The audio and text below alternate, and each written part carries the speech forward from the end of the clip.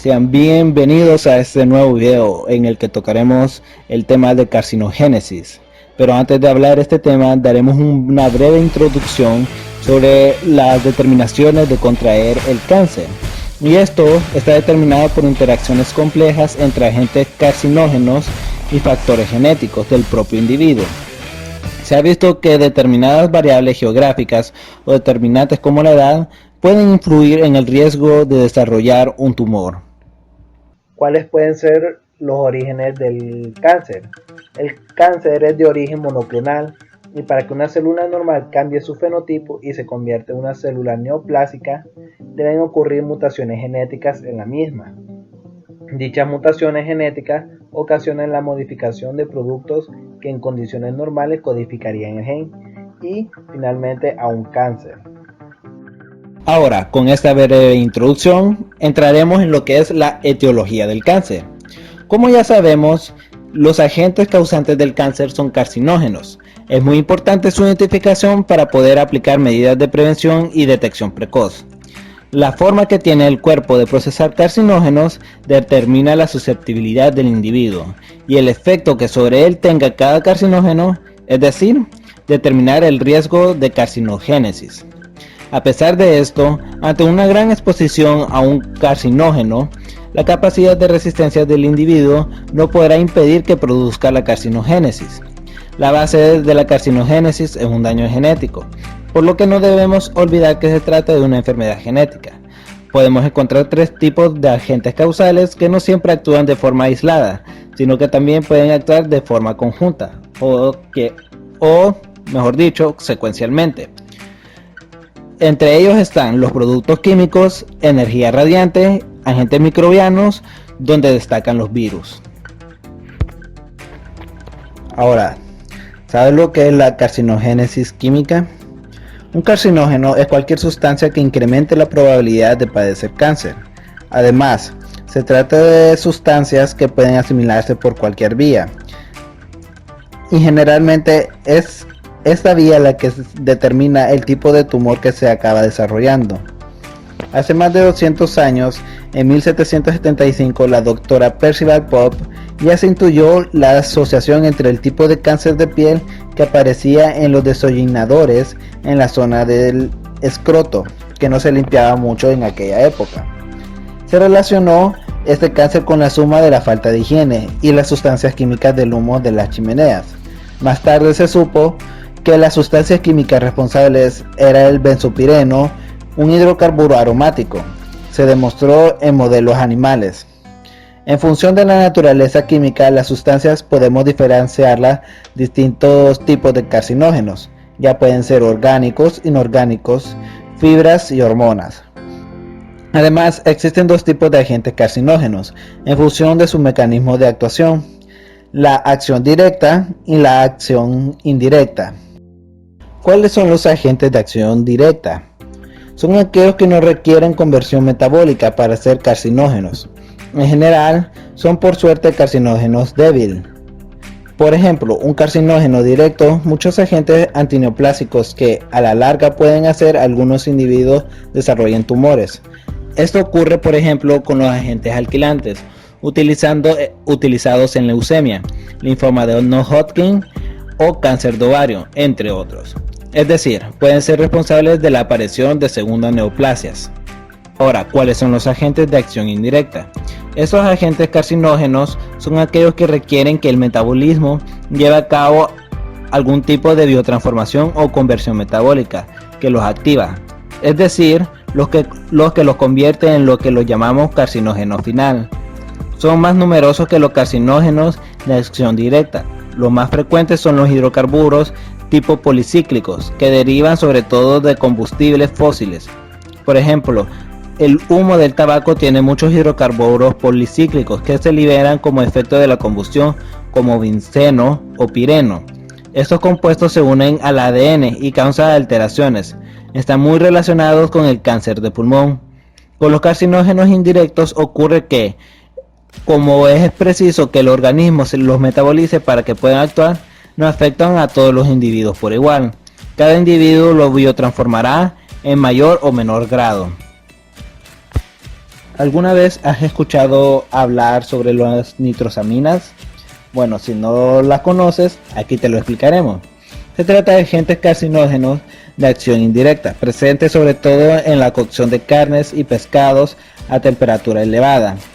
Al elevar la temperatura de la carne se producen reacciones entre la creatinina del músculo, los azúcares, etc., con el humo, las especias y también con conservantes, si es que los hay, y se generan nitrosaminas carcinógenas.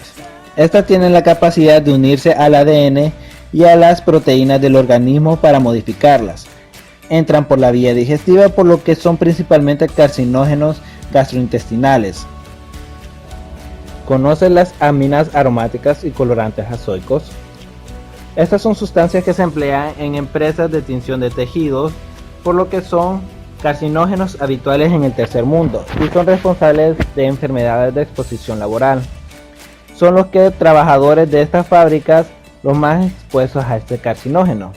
Un ejemplo de ellas es la beta-naftilamina, relacionadas con el cáncer de vejiga en trabajadores expuestos a colorantes de anilina en la industria del caucho e industria textil.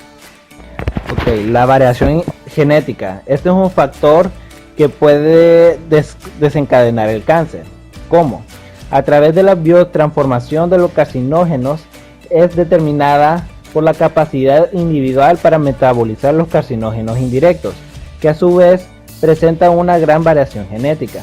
La capacidad de biotransformar es característica de cada individuo y determina el efecto carcinógeno y por tanto determina el efecto de la exposición ambiental. Los polimorfismos involucrados en las vías enzimáticas adquieren especial relevancia. Por ejemplo, la forma alélica heredada del citocromo P450 determina la susceptibilidad a la carcinogénesis química.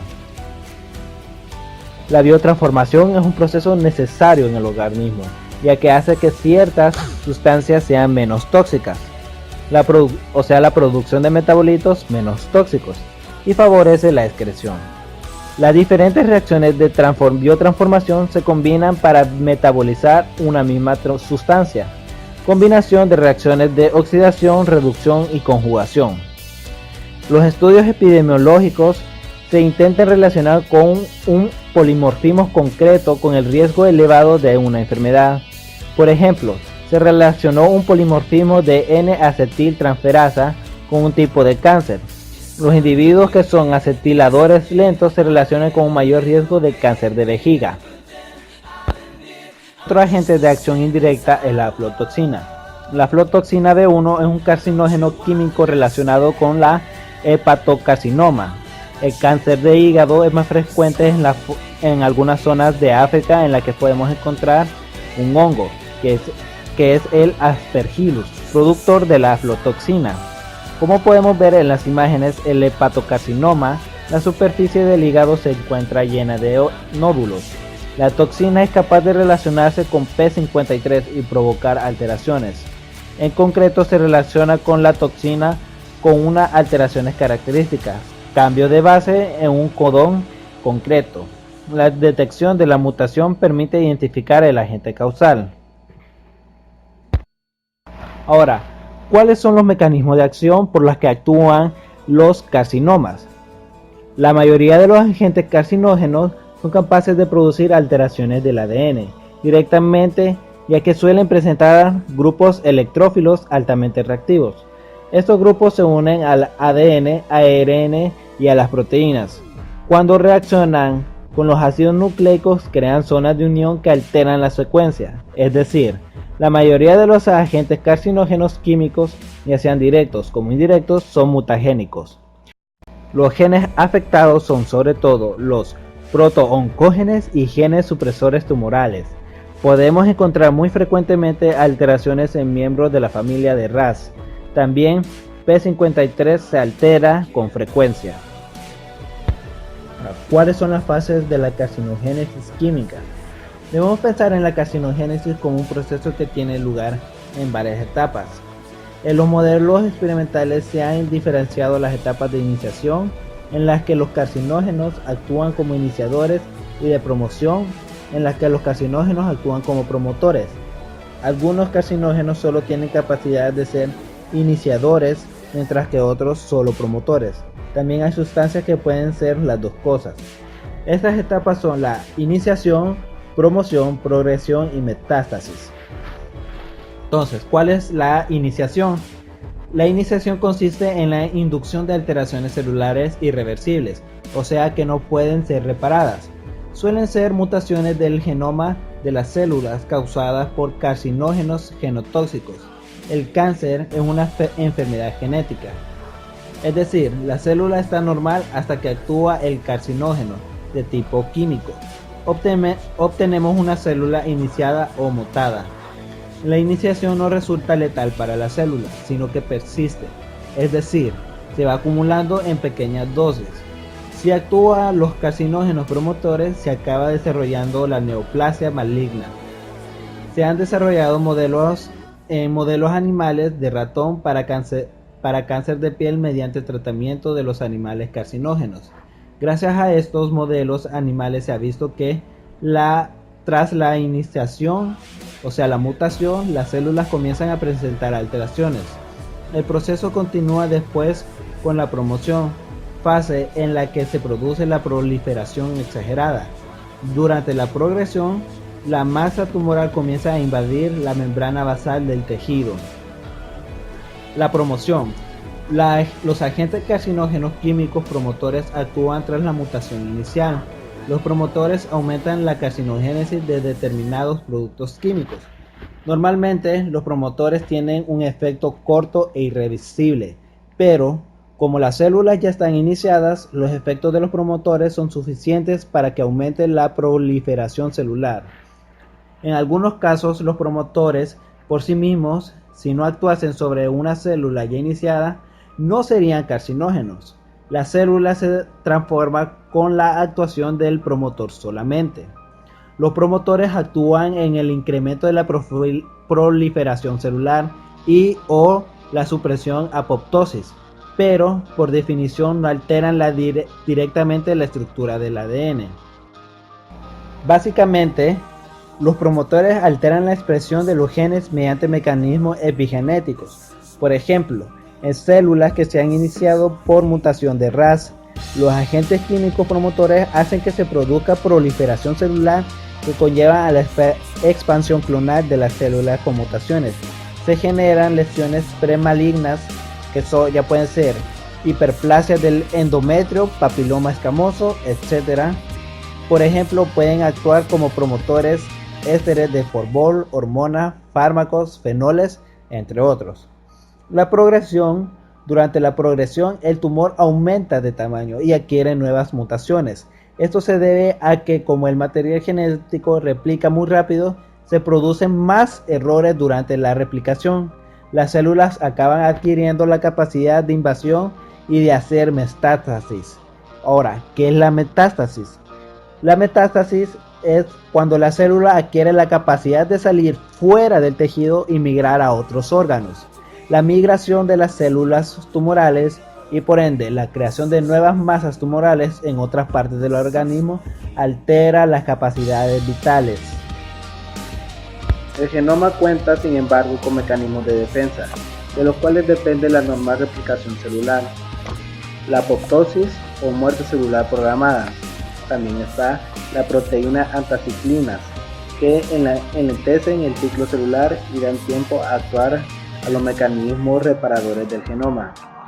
También están las proteínas del complejo NER, del inglés Nucleotide Excision Repair, también denominadas MMR, del inglés Mismatch Repair Genes, que localizan los sectores dañados, devanan la hélice, excluyen el segmento del ADN afectado e incorporan las secuencias correctas. Y también está el acortamiento fisiológico de los telómeros. Ahora, el mecanismo de acción de la dioxina es el siguiente. Las dioxinas, como otros compuestos clorinados, son inductores enzimáticos que alteran la respuesta inmunológica.